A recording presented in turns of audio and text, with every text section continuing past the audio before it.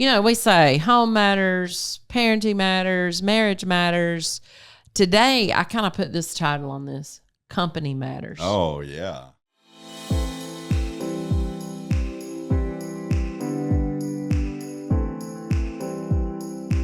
Your home, it matters.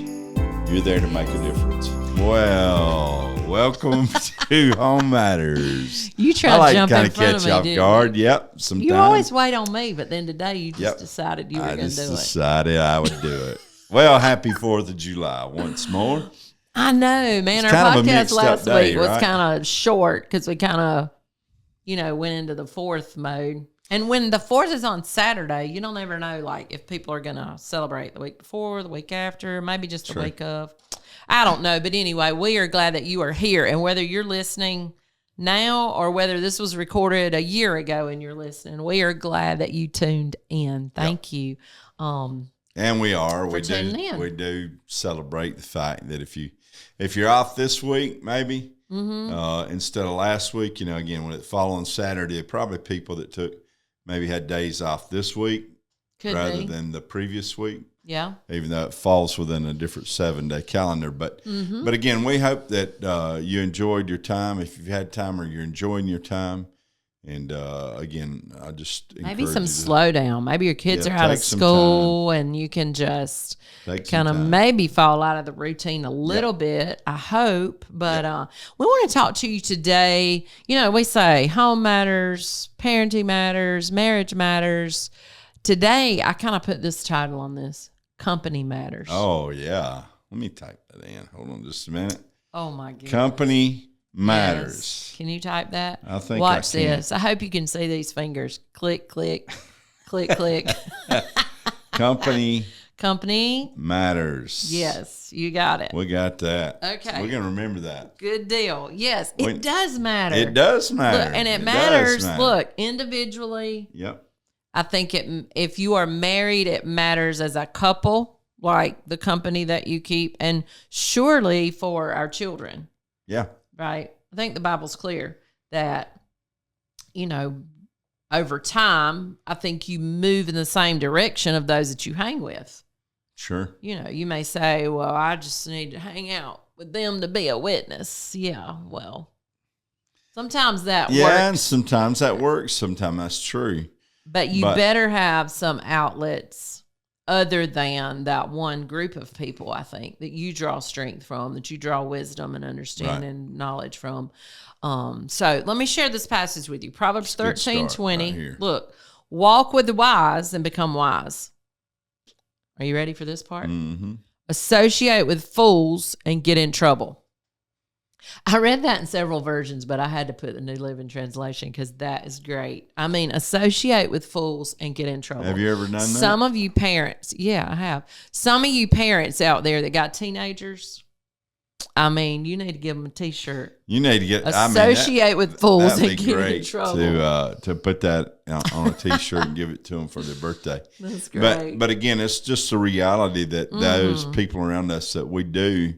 Those influences, I think you could say, they're people that influence our lives. Mm-hmm. And I always say it this way, too. I do believe that you need to be the influencer rather than the influencee. That's so true. And I'm sorry, I interrupted you. What were you about to say? No, go ahead. The culture that we live in now, like being an influencer is such a thing. On social media, on social media, good gracious, there are all these influencers, for all different kind of things. They'll show you how to dress. They'll show you how to decorate your house. They'll show you how to plant your garden. They're influencers, and they'll put down all the items that you need to accomplish what they're telling you can accomplish. And I think as believers, that's what we are called to do. Yeah. We're called to be influencers. We're called to change our world. And I think you really have to look at this fact, though, that, again, there's a place that you choose those that are wise, that you are influenced by the wise. There's a lot of foolishness today that is out there. But here's the way I think you have to weigh that. Again, you individually, your marriage, your children, who is marking or pushing your life? Who is that's right influencing your life to go in directions either good or bad? But again, where's the weight coming from? That's moving you in a certain direction. And I think we have to stop and always realize that I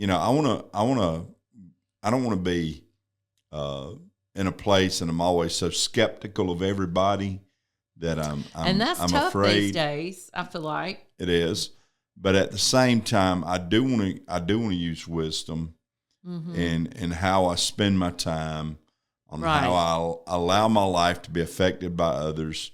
I think that's critical, and man, that is especially.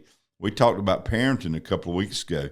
That is especially important that we watch it, we guard that with our children, that we don't let influences that are not moving them toward virtue or virtuous life. We don't allow those to just come from any direction to sway our children. Yeah, I think that's so important in the whole topic or the whole concept of what we're saying today. A lot of times we just focus on marriage. Sometimes we just focus on parenting. I think this focus has to be for, that was connected. Still connected, sorry. This man's trying to fix my hair and pulling it out all at the same time.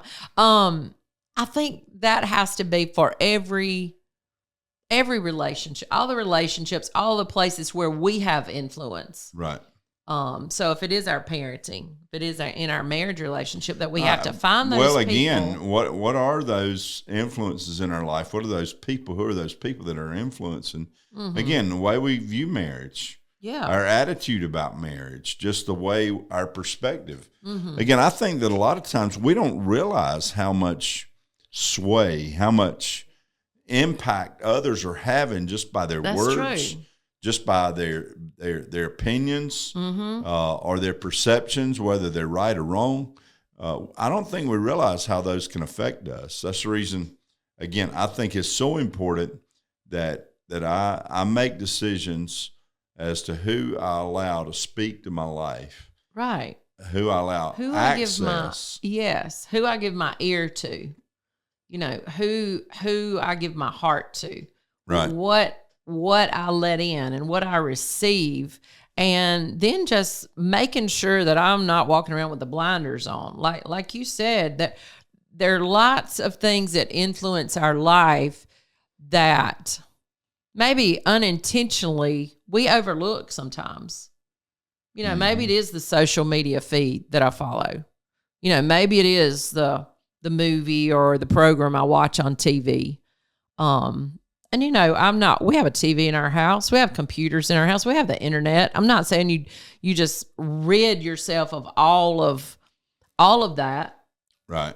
But I am saying you have to be very diligent about making sure there are parameters there, making sure you got the guardrails up, making sure that if it is something that is bringing the foolishness into our life, but that Proverbs passage, that we cut it off because we understand that wisdom does come from hanging out with the wise, and fools do get us in trouble. And that you're again not developing some fearful, skeptical mindset in life, but that you are aware that you can I say guarded. The thing that got us in trouble from the beginning was Adam really being careless about the influences of his life or even his wife. That's right. And he allows, he's keeping company with snakes. That's a problem in itself. But again, he allows that influence to come into his life that immediately begins to deceive. Is he not paying attention?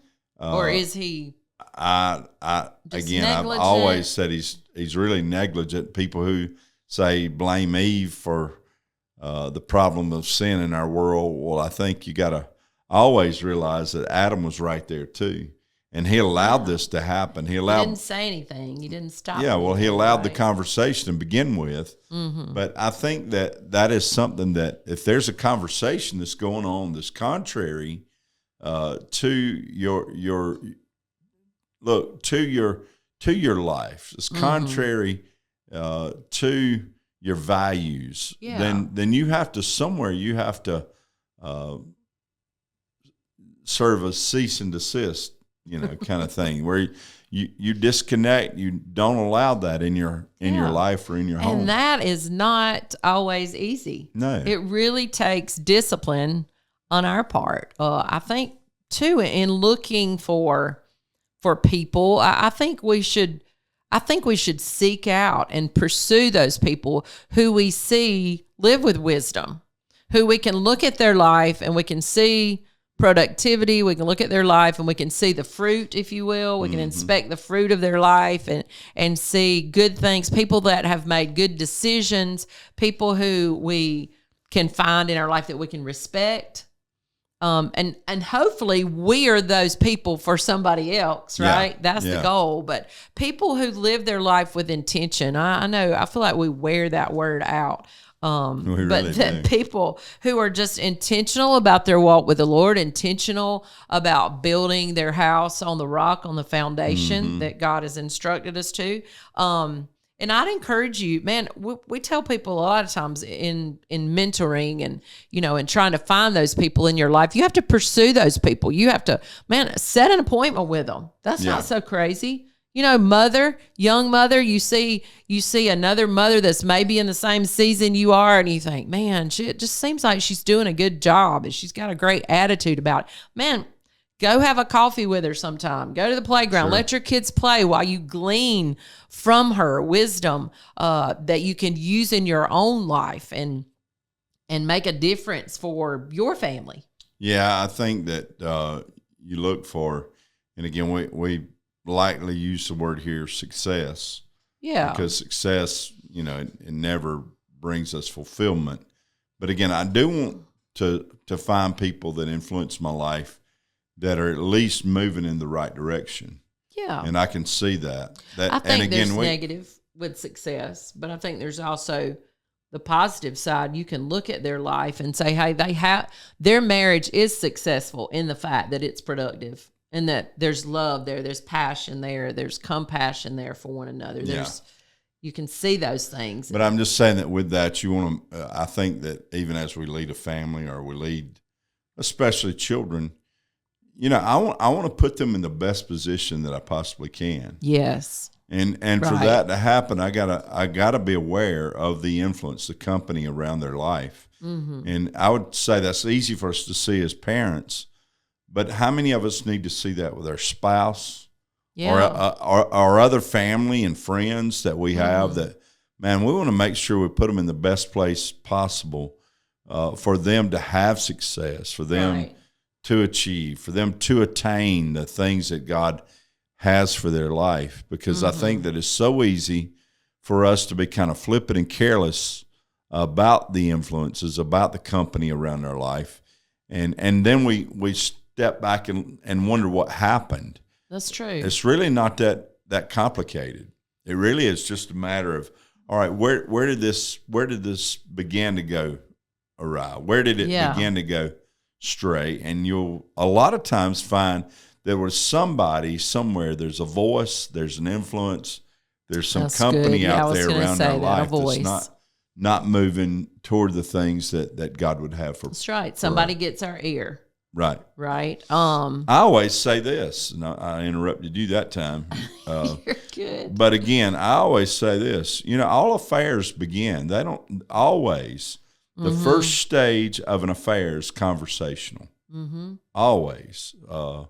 When there's a conversation that's entered into, then at that moment, and I think I could show you that scripturally. I mean, even with Adam and Eve, if I wanted to go back there. But I'm just saying that when the conversation begins, that is not whole, that is not moving in the right direction, at that moment the affair has started. And I'm just saying that with that, there's so many people that just, it is the little foxes. It's the little steps. It's the little things that we move toward, that we allow in our lives, that before we know it, we've got trouble. Mm-hmm. So as adults, married woman, married man, parents, we monitor our relationships.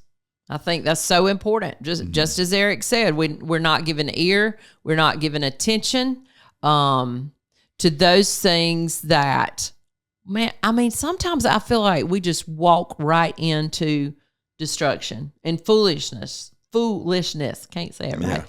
Knowing all the way that we shouldn't be listening, we shouldn't be paying attention.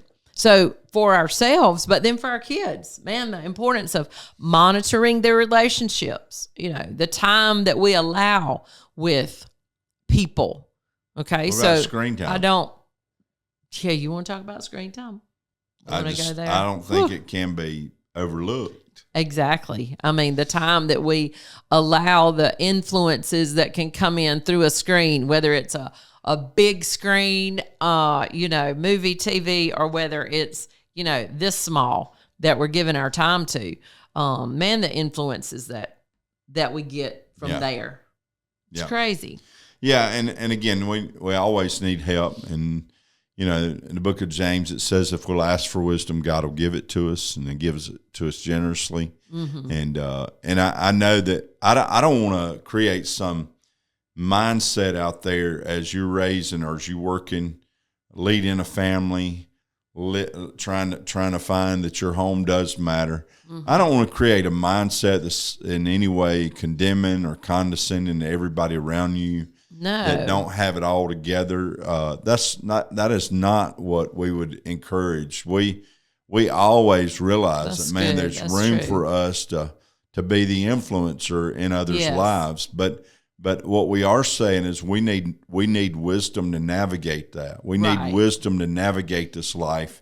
And we cannot be flippant or careless about how we allow our homes to be invaded. We cannot be careless about that. Mm-hmm. And again, it may just be simply in the company that you keep or the time that you're spending with certain influences in your life that you have to be aware, and that you have to be aware with your spouse. You have to be aware with your children. Again, it's just something you cannot afford to be careless about. I love that you went there, because I don't think you have to pull your kids out of everything. You can't be the helicopter parent. That's not what we're saying. Can we make that very clear? And you can't, live just with no freedom in this relationship to go anywhere or do anything, just keep you on lockdown, girl. You can keep me on lockdown. But no, you have to have places. But what we are saying is you monitor that and make sure there's more positive influence that's coming into your life, wisdom that you are gaining, giving you something to share with someone else, but that's not your only company. Yep. I say it that way. Yeah. Read that next proverb. I love this. Proverbs 2, verse 3 and 4. Cry out for insight. Look, ask for understanding. Search for them as you would for silver. See them like hidden treasures. I mean, I think it's clear you have to be persistent. You have to pursue. You cry out. You search for, right? You ask for direction, for help. Look at this one. Or you want me to go on? First Corinthians? Yeah, go on. 1 Corinthians 15:33. A lot of you know this. Don't be deceived. Don't be fooled. Some versions say bad company corrupts good character. Yeah, one more. Go on to the next one. Proverbs 22, 24, and 25. I love this one. Don't befriend angry people or associate with hot-tempered people, or you will learn to be like them and endanger your soul. Wow. I mean, that's so clear, isn't it? Yeah, it is. And again, all of that pointing to this one thought. Again, who are the people that are close to us? Yeah. Who are the people that we allow near our lives? Mm-hmm. Again, I've always been amazed at that passage in 1 Corinthians 15 that you read where, we're being warned, don't let, that we don't allow bad company to corrupt our character. Mm-hmm. And the scary part about that is he's talking to the church. Yeah. And I think that if you really read it all, it's actually talking about the summation of our faith and us walking in that kind of faith and believing. And I'm saying that even we're being warned that even in the church, if there are people that don't have like faith, that are filled with unbelief, that we have to even be aware of that, because that's influencing us whether we realize it or not. That's so true. That's so true, man. Who you consistently hang out with, who you consistently give your time to, it matters. And I think the key there is, who do you consistently do life with? Yes, you need to be in the world to be a light, right? To be an influence there. But I must also have some places where I'm gleaning wisdom, I'm gaining knowledge from people who are doing life well, doing it in God's way. We're in it, not part of it, right? Yep. And our ways are matching. We want to be led by God's ways, because His ways are so much higher. But we encourage you again, look, always consider who are the voices. That's right. Just very simply, but put who are the influencers of your life. The company you keep. That's right. Is huge. The company your children keep matters. It matters. Right? No matter your age. The company matters. Yep. Yeah. I'm going to hang out with you. I am with you too. Is that okay? Yep. Hey, I like my company. I always hope you realize, man, we just encourage you, and we love you. And we want you to always, wherever you are, always know, man, you may be feeling like you're facing an uphill battle. But always remember this, you're going to matter, because, look, your home, always, it matters. Man, we love you. We'll see you next time. Bye-bye.